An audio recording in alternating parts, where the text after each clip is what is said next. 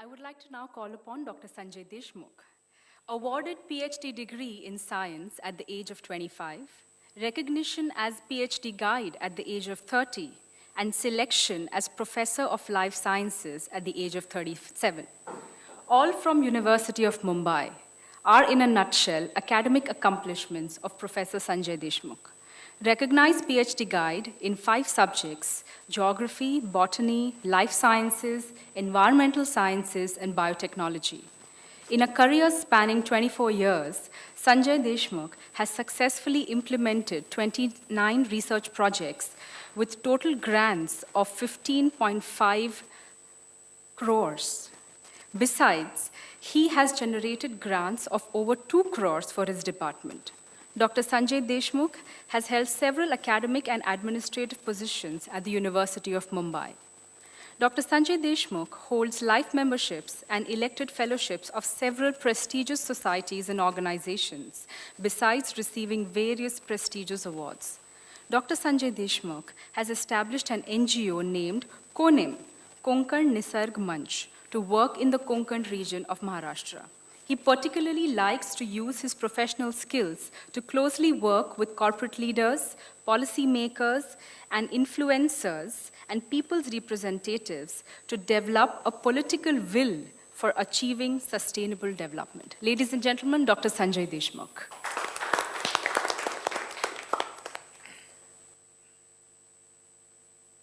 Namaskar and good evening, everybody.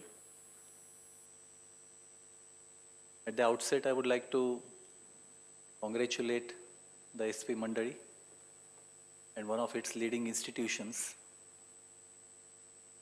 the Welingkar School, for accomplishing autonomy status from the most important authority in the higher education, that is the Universities Grants Commission. I personally feel very honored and gratified that I am amidst a galaxy of educationists and a sage, a rishi of education, Dr. Mashelkar. I feel it's a great honor to be with him and besides him at this important juncture of a long journey that the SP Mandali have undertaken during the last few decades. What is more important with respect to this great accomplishment of WeSchool is that the remarkable journey that it has undertaken under one of the leaders who probably didn't train as a management expert. He trained as a computer engineer. And within a decade and a half, from nowhere, able to take this institute among the top 10 in our country.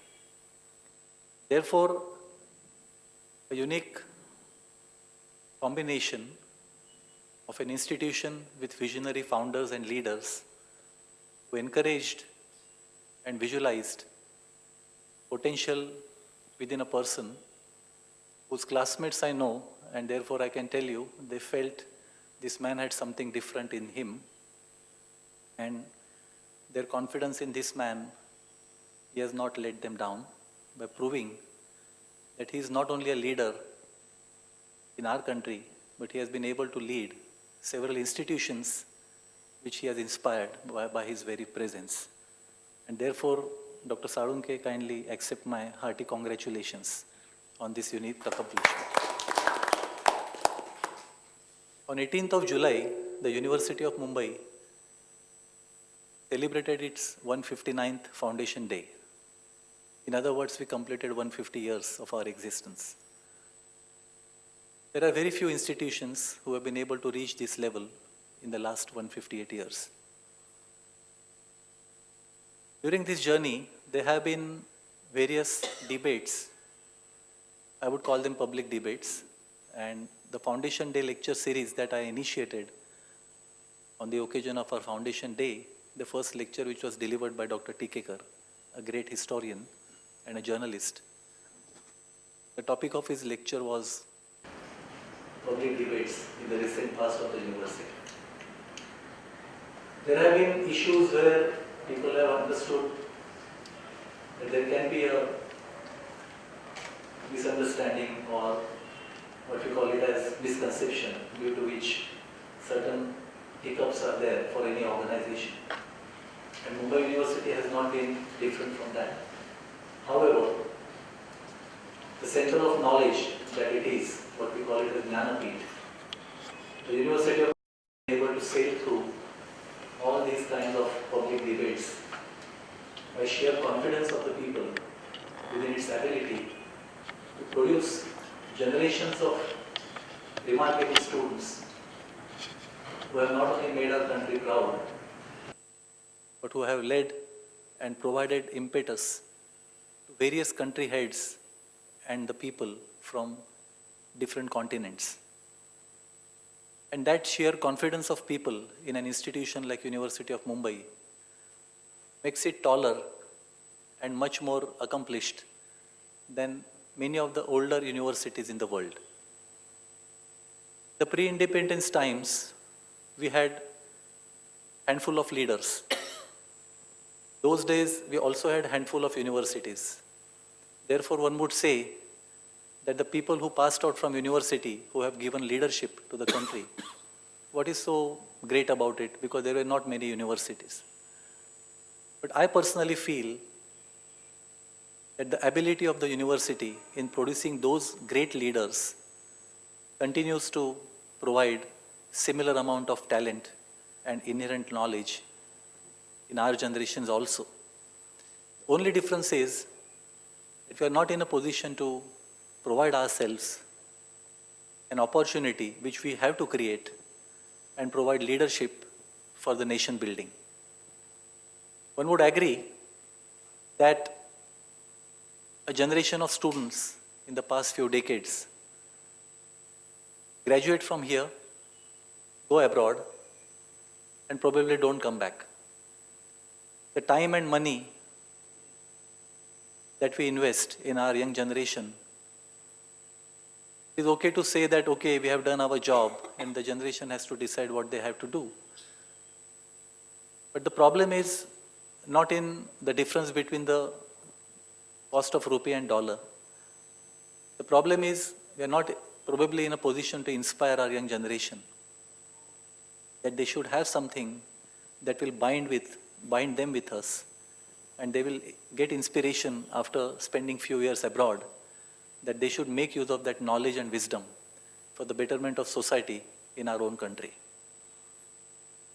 It is with this philosophy one has to look at the generations which were produced by our university and one generation before us which also has been produced by our university. One of the most important examples is Dr. Raghunath Mashelkar himself. He is the one, came originally from Goa, studied under the street lights. Those days, I think, I remember him clearly mentioning that the Bombay Central Railway Station was the only place where many like him used to go at night and study. That was the only place where the lights were on at night. And what is unique is that after several years, after his perceived and continued commitment to his motherland, a stage came where two Indians who were honored by the Royal Society of London, they signed the same page because the honor which was given to the earlier person was not present to receive that honor. And the next year, the honor was given to Dr. Mashelkar. The beauty is that the fellowship in the name of whom Dr. Mashelkar received his earlier support for his education, the person was there who had received that honor just a year ago, that is Tata's. And I think that is the difference between what we perceive as our commitment to our nation, and it continues and we say we are abroad and maybe our commitment continues. But there is a difference where people study abroad, come back, and commitment to their guru, like Dr. M.M. Sharma, what he is to Dr. Mashelkar, those people are able to inspire them without telling them anything. And people like Dr. Mashelkar come back and fulfill that commitment and promise that they have never given to their gurus. But it's only an inherent feeling for the motherland. And they come back and serve the nation. I have been very fortunate, sir, that I trained under the guidance of Dr. M.S. Swaminathan. I started my career with him. And whatever I am today is because of the generations like him and the later generations like Dr. Khole, who probably understood what needs to be developed within me and provided me with those opportunities. I think that is called innovation. Innovation is not something where you have only design thinking, where you think aloud, think of future and plan accordingly. You probably indirectly inspire a person by your own behavior, by your own actions. And you actually don't train a person, but what you are, what your life is. Dr. Mashelkar calls it at ecological engineering, Gandhian engineering. Gandhiji never trained anybody, but his life was his message. And we still have modern Gandhis like Dr. Mashelkar, Dr. Khole, and many others who have inspired the generations who worked with them by not teaching them, but by their own life, by their own style of thinking, executing, and inspiring.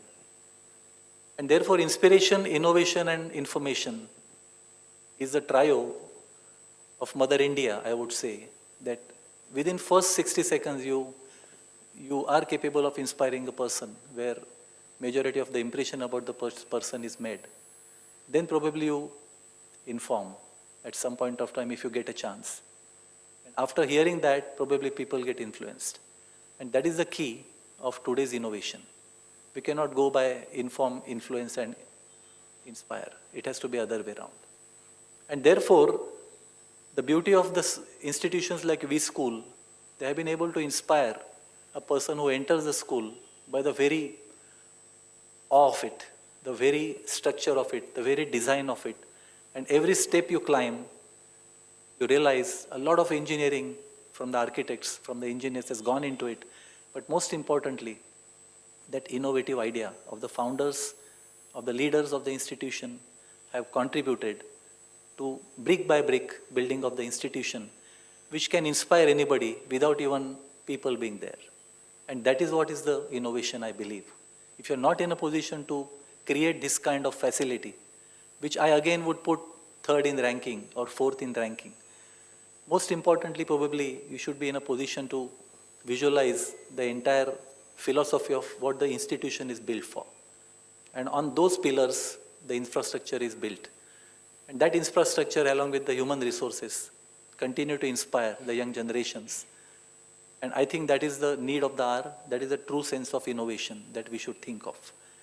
And therefore, in this August gathering, without taking much more time, I would like to only say one thing, that aspiration and inspiration are two things which we always believe that are important in everybody's life. But the opportunity, if you are not able to create from nowhere, you will never be able to achieve what people feel is an accomplishment. And therefore, I feel that economic development, ecological security, social equity are three important pillars on which our entire country is built. However, we still are not in a position to reach the unreached class of society. As all of us would agree that about 93% of our graduates don't get a chance to go for post-graduation. And that's where innovation will have to play a very important role. Instead of following the guidelines of the National Knowledge Commission, which talks about doubling the number of institutions so that 7% become 14%, I would put it other way around. You reduce the number of your postgraduate studies from 2 years to 1 year or 15 months and enroll postgraduates every year so that you are doubling the number, because number of students passing out are going to be doubled without increasing the infrastructure. And if you are able to do that, I think we will be able to take a giant leap without spending money and time into infrastructure. If you have to just bring about that slight deviation without disturbing the contact hours of the education system, 15 weeks is one semester into 4, 60 weeks, 2 weeks per semester exam time, and 4 weeks of vacation between the two semesters. That makes up for 78 weeks. And we can still, by producing that last semester as a research semester, we can provide the degree or enroll the students every year. And that is what is the philosophy which will have to be understood by the policy makers, by the authorities and the bodies like UGC. We had dreamt of this. Dr. Khole had actually executed that dream by sending team of experts to various countries 7 years back. I was pleading in the academic council that this is possible without disturbing the divine nature of contact hours of UGC. But UGC probably did not have that vision. And today also I am hoping that people like Dr. Mashelkar, who are in a position to inspire such organizations, would take this message, and we will have a situation where the innovation without much deviation can transform the nation. With these few words, I offer you my salutations, sir. It's a great honor to be with you.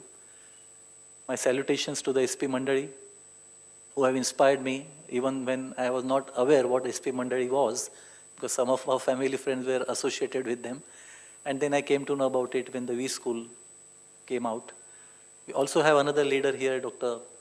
Pednekar, who has brought about laurels to Roya College. One of the first community colleges in the country has been offered to him. He has been able to generate majority of the funds which we can only think of or dream of.